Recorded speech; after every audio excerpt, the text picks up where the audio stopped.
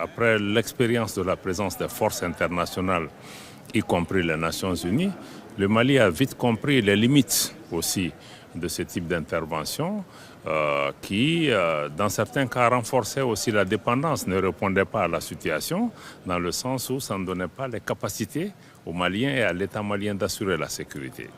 L'État malien est parti pour un changement de paradigme qui fait que la sécurité des Maliens doit être désormais entre les mains des Maliennes et des Maliens. Et quelle est la situation de cette sécurité? Comment la décrivez-vous actuellement?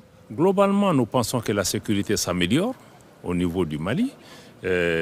Pendant la présence des forces internationales, le Mali ne contrôlait pas plus de 40% de son territoire national. Aujourd'hui, le Mali a le contrôle de l'ensemble de son territoire national.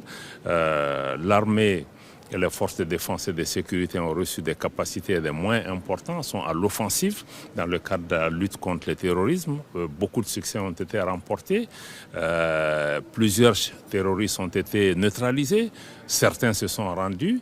Et aujourd'hui, nous voyons que dans beaucoup de localités, des personnes déplacées et autres commencent à revenir dans leur foyer. Mais le défi sécuritaire est un défi de long terme.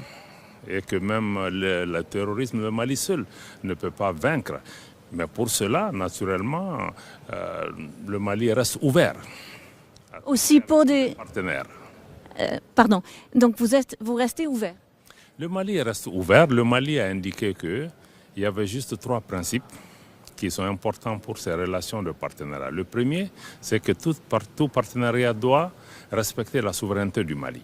Le deuxième élément, nos partenaires doivent respecter les choix souverains du Mali et les choix de partenaires opérés par le Mali et enfin prendre en compte les intérêts des Maliens. Si ces principes sont observés, le Mali n'est fermé à aucun pays, aucun partenaire, notamment l'Allemagne, qui a été le premier pays qui a quand même établi des relations diplomatiques avec le Mali et avec lequel nous souhaitons maintenir et même renforcer des relations dans tous les domaines. Aujourd'hui, sur le plan bilatéral, rien n'empêche le Mali de continuer à travailler avec l'Allemagne malgré certaines difficultés liées à l'environnement géopolitique. Parce que certains estiment que vous jouez à une politique de l'isolationnisme qui pèse un peu sur le pays. Que répondez-vous? Je crois que c'est une question de perception, c'est une question de narratif. Il y a certains anciens partenaires du Mali qui sont en train de tout faire pour essayer d'isoler notre pays à cause de nos choix qui ne leur conviennent pas parce que le Mali a décidé de se prendre en charge et de faire en sorte que nous soyons respectés et que notre souveraineté soit respectée. Donc, mais ceci ne nous dissuade pas parce que le choix que le Mali a fait, c'est pour assurer notre sécurité, c'est pour contrôler notre territoire, c'est pour le confort de nos populations. Et ces objectifs, nous allons continuer à les poursuivre. Et ce que nous demandons à tout un chacun, c'est que nos relations soient empreintes de respect et que tout partenariat doit être pour nous un partenariat gagnant-gagnant et non de pouvoir nous imposer des politiques de domination ou d'assujettissement de nos pays. Et justement, ce sont ces politiques, nos choix, qui conduisent certains partenaires qui n'ont pas encore compris les changements qui s'opèrent en Afrique pour essayer de nous isoler. Mais comme je l'ai indiqué, nous ne le sommes pas. Nous avons créé la Confédération des États du Sahel avec le Burkina, le Niger. Nous travaillons avec des pays de la région, y compris en maintenant une discussion constructive avec la CEDEAO que nous avons quittée.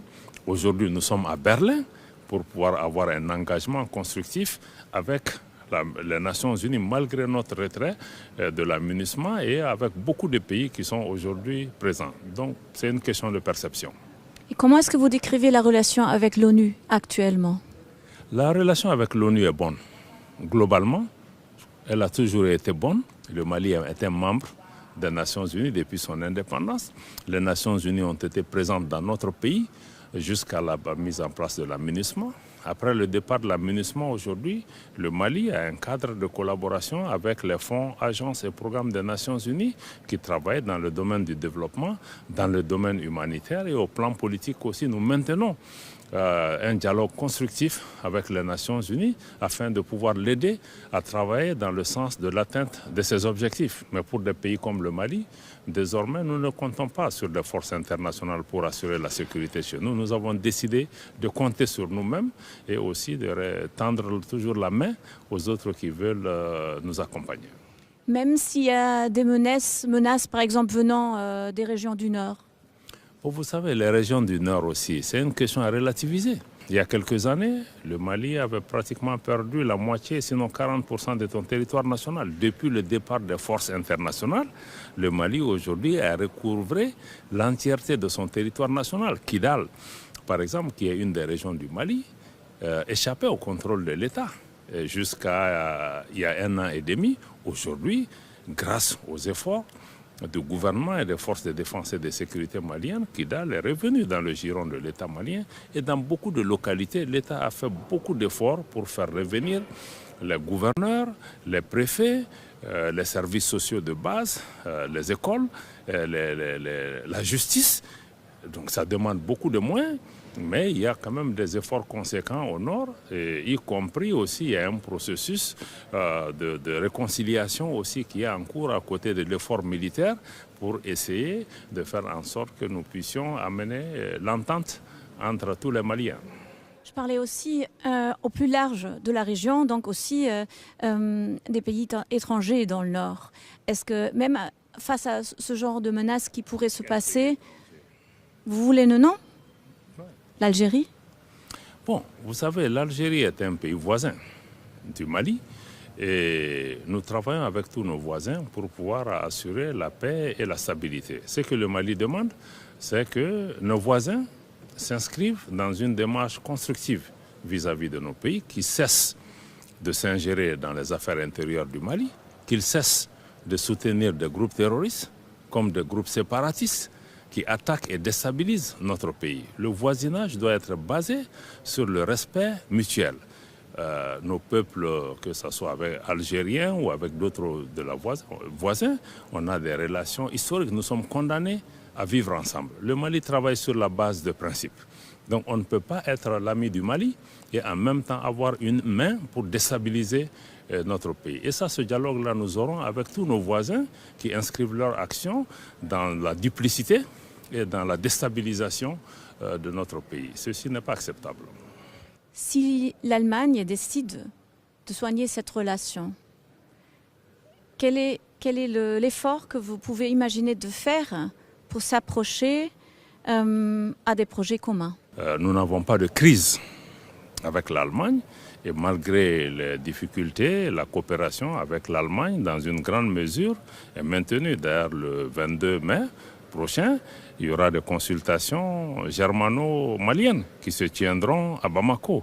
Et comme je l'ai dit, l'Allemagne a été le premier pays qui a établi des relations diplomatiques avec le Mali et qui a toujours maintenu une approche assez réaliste de la situation, même si la conjoncture géopolitique mondiale a eu une incidence quelque part sur cette relation. Mais nous restons confiants avec l'arrivée aussi de nouveaux responsables aujourd'hui à la tête de l'État allemand, avec lesquels nous avons déjà eu ce matin des discussions, que nous allons pouvoir travailler de façon pragmatique pour pouvoir préserver l'intérêt de l'Allemagne et l'intérêt du Mali, mais surtout l'intérêt de la paix. Merci beaucoup. Merci.